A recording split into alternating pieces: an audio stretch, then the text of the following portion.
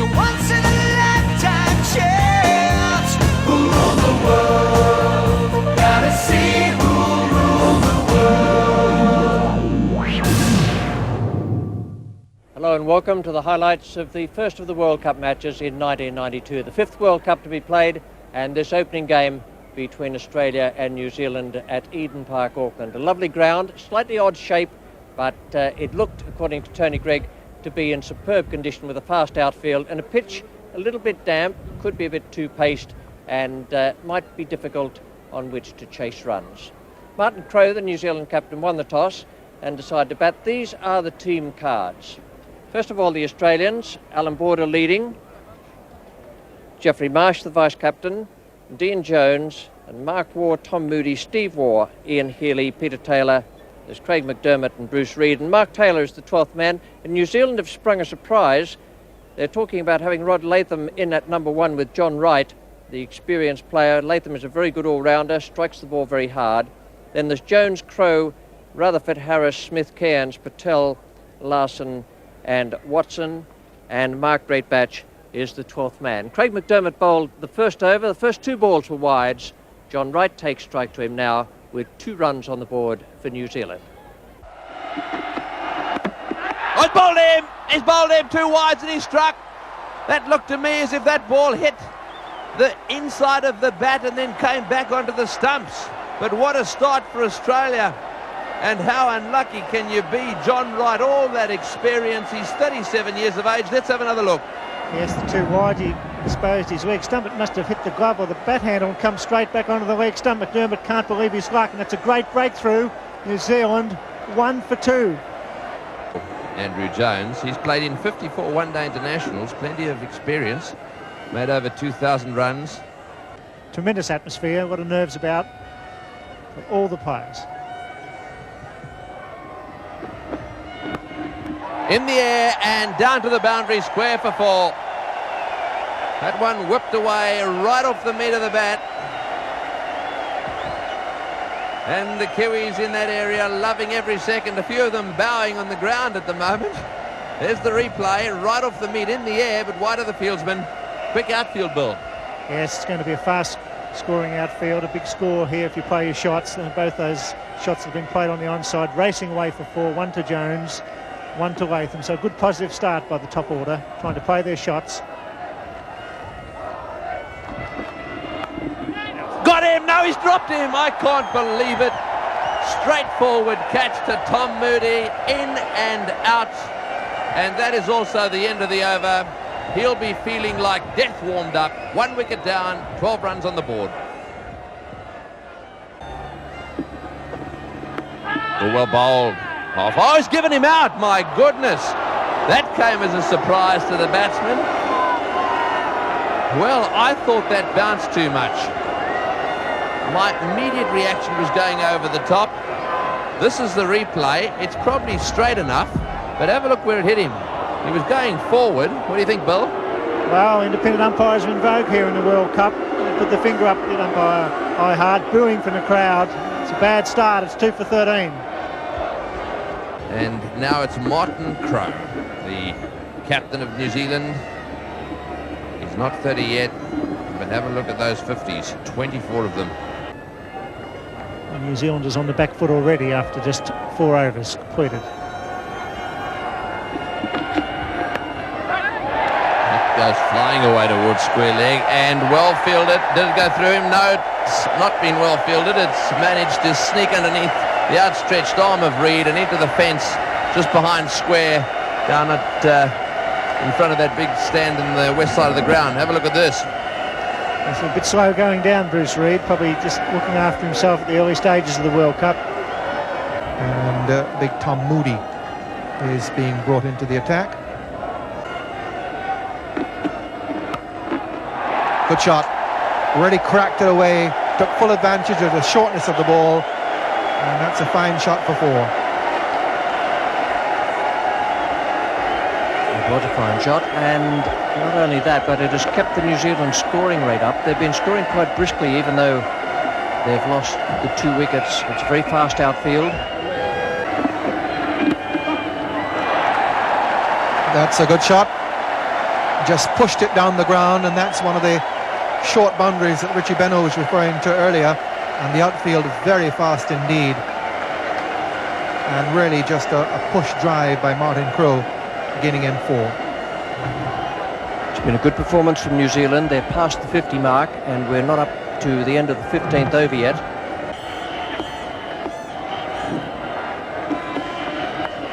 It's in the air and it's been taken, very well caught by Ian Healy. Rod Latham, opening batsman, is on his way. It's the 3rd wicket to fall. Short and wide delivery. Latham gave it the full flow of the bat, only managed to get a toe end of it wide to Ian Healy, who, diving away to his right, takes the catch. Well, a very good catch by Healy. Latham trying to do the right thing and take severe toll of that wide ball and get it away, but he's got the edge, and Healy taking that catch, a magnificent catch, a good breakthrough for Australia. Well bowled, Tom Moody. New Zealand 3 for 53. So Ken Rutherford is the new batsman.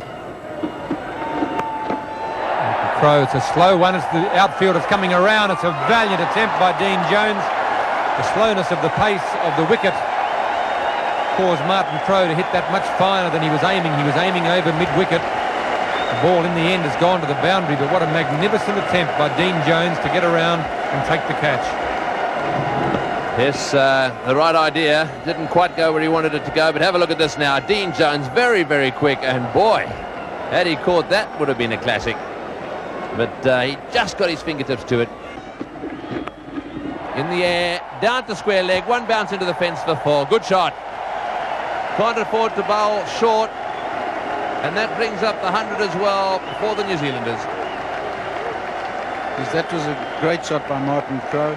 The attacking short delivery here, attacking the short boundary, hooked it away perfectly right in the middle of the gap. There it is again. Fielder no chance of getting to it. One bounce 4. We have a change of bowling here. Martin Crowe is the batsman, but Peter Taylor. In the air and into the gap for 4. They started to get some rhythm, and that's where they're hitting him. Taylor won't be happy. That wasn't a very good delivery. Well, the Australians have bowled a couple short just recently, and the New Zealanders have really latched onto them. Here it is again, short, and that's just where he wants it to be. There's a big gap in the mid-wicket boundary there, and here it goes again. There it, straight over mid-wicket. There's a big gap, 4 runs.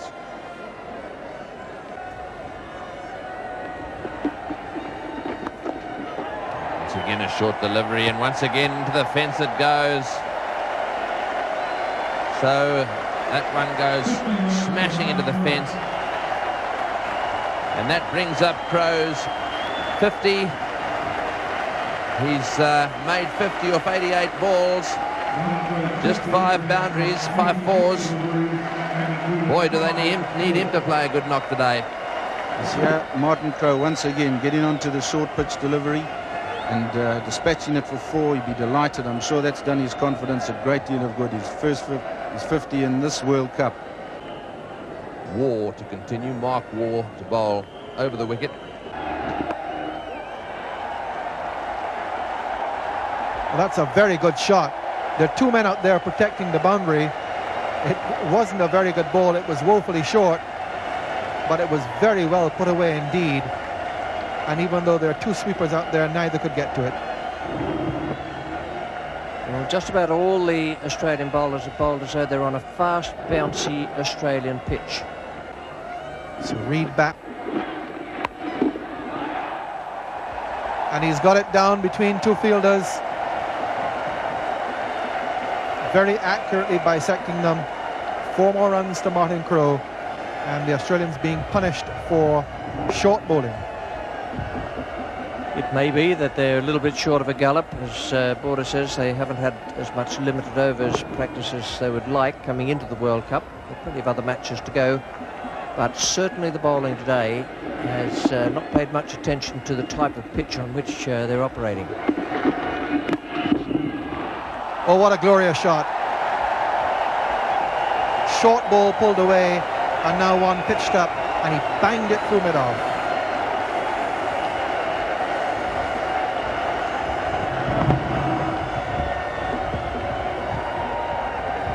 Just the sort of classic stroke you'd have in a textbook or on a video showing you how to play the off drive. So here's Mark Waugh, and trying to compensate for the short bowling over pitches, and is put away for another boundary. So runs really streaming here for New Zealand now. We've had 14 off the last 7 deliveries, and that's a half century for Ken Rutherford. And a lot of his runs have come in that area from point to round to the gully area. That could be safe. It'll be a good catch if they get it. Border made the ground, but couldn't get himself into position. A very difficult chance, but that's 2 the Australians have put out today. First Tom Moody, and now the skipper Alan Border. Apart from anything else, he had the umpire to consider as well, although I'm not sure if he got the figure of Kaiser Hyatt in the corner of his eye.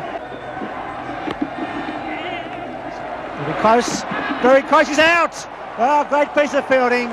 Mark Waugh coming in. It was always going to be close. It must have been a photo finish. Rutherford, after a great innings, is found short by Waugh coming in. The underarm was one stump, and he made it.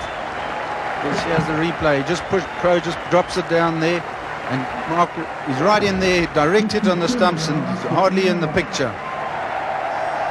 Yes, a great bit of fielding there. Australia really did need that run out.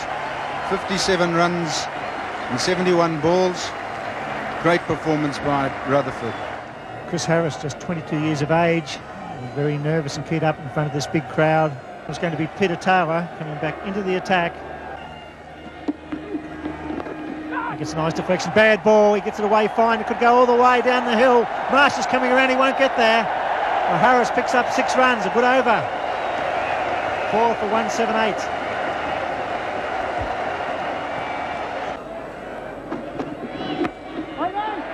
Oh, chance of a run out, he's gone. It'll be Harris, good thinking by Crow, he kept coming. Once again it's Border at cover position, makes a great save. Another run out, this time Chris Harris.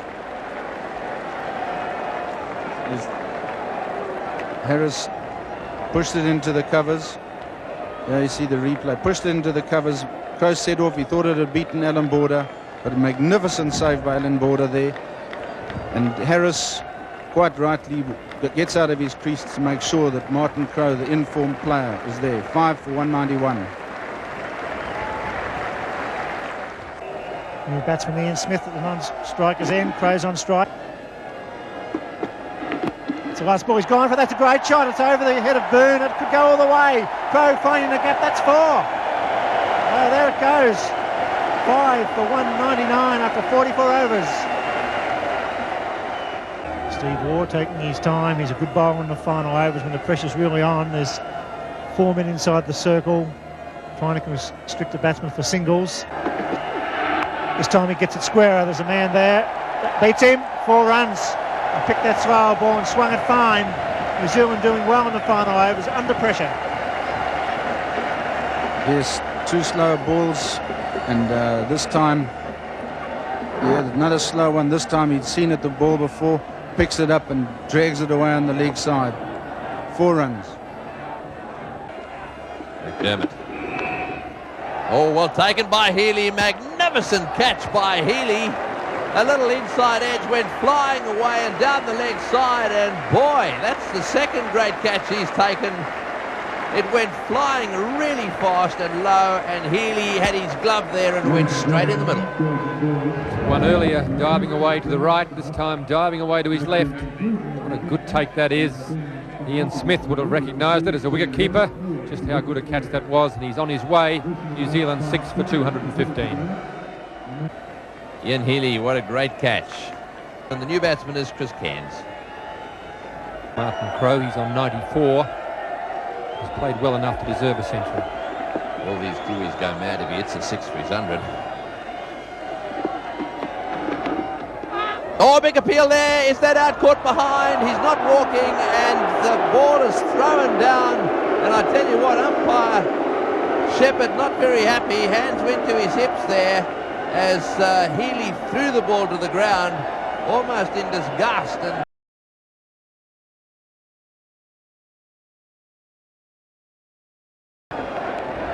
Ian Healy not very happy with the decision. Again, McDermott. Bowling to Crowe. Oh, good shot. Magnificent pull shot. Right off the meat of the bat. And he moves on to 98.